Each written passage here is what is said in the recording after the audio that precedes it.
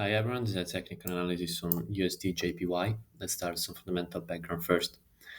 In the US, the Fed left interest rates unchanged as expected while dropping the tightening bias in the statement and adding a slight pushback against the March rate cut. Fed Chair Powell stressed that they want to see more evidence of inflation falling back to target and that a rate cut in March is not their base case. The latest US GDP beat expectations by a big margin. The US PCE came mostly in line with expectations, with the core 3-month and 6-month annualized rates falling below the Fed's 2% target. The US NFP report beat expectations across the board by a big margin. The SM manufacturing PMI surprised to the upside, with the new orders index, which is considered a leading indicator, jumping back into expansion.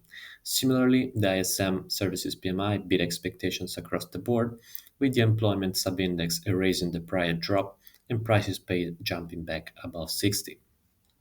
The US consumer confidence report came in line with expectations, but the labor market details improved considerably. The market now expects the first rate cut in May.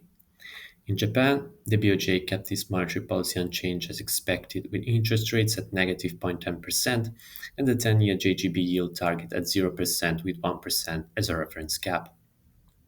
The Japanese CPI eased further across all measures, which makes it even harder to expect a rate hike from the BOJ anytime soon. The latest unemployment rate ticked lower, hovering around cycle lows. The Japanese PMIs improved for both the manufacturing and services measures, although the former remains in contractionary territory. The Japanese wage data missed expectations again recently, although there was a pickup from the prior reading. The Tokyo CPI recently, which is seen as a leading indicator for national CPI, fell much more than expected. The market expects the BOJ to hike rates in Q2. Now on the daily chart, we can see that USD/JPY recently broke above this resistance at 148.80, following some dovish comments from BOJ's Deputy Governor Uchida. The pair got stuck in a consolidation ever since, as the market probably wanted to wait for the US CPI report today to be released before deciding where to go next. On the 4-hour chart, we can see that the buyers stepped in around this resistance turned support, where we had also the confluence with the trend line and the red 21 moving average to position for the rally into the cycle high around the 151.90 level.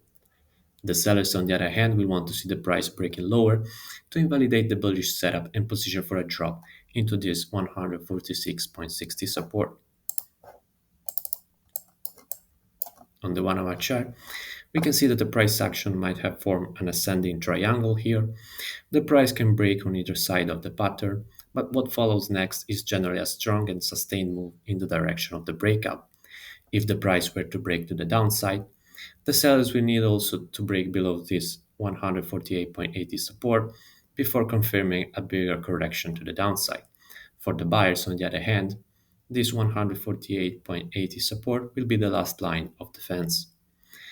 Today we have the main event of the week, that is the US CPI report. On Thursday, we will see the latest US jobless claims figures and the US retail sales data. Finally, on Friday, we conclude the week with the US PPI data and the University of Michigan Consumer Sentiment Survey.